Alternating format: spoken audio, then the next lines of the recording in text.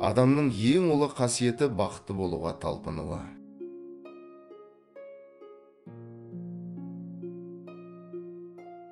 Ең ғажап қала ол адамның бақытты болған жері.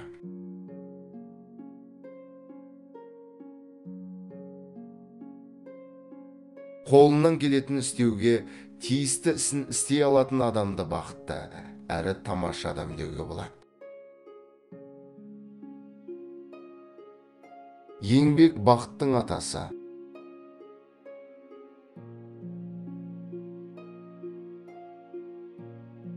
Махаббат деген қасиетті күш. Дүниеде махаббат болмаса, адам баласы қуаныш пен қайғының, бақыт пен бақытсыздықтың не екенін білмей өтер еді. Бақыт қонған ерлердің әрбірісі оң болар, дәулеті күнге артылып, не қылса да мол болар.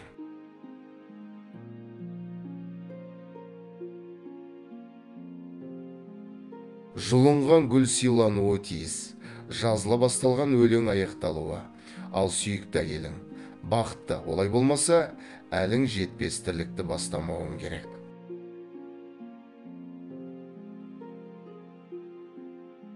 Бай болсам бақытты болам демес, бақытты болсаң байлықтың өзі кетпес.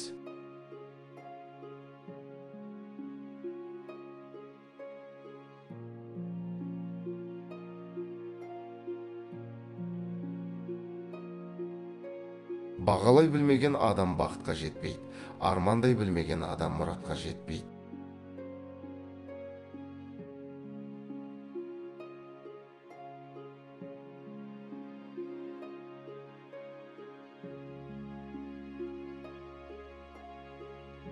Күнге мына 5 нәрсе берілсе, ол адам бақытты: деннің саулығы, сенімді болуы, ризықтың көптігі, мейірімді және сенімді жар, сабырлық сезімі,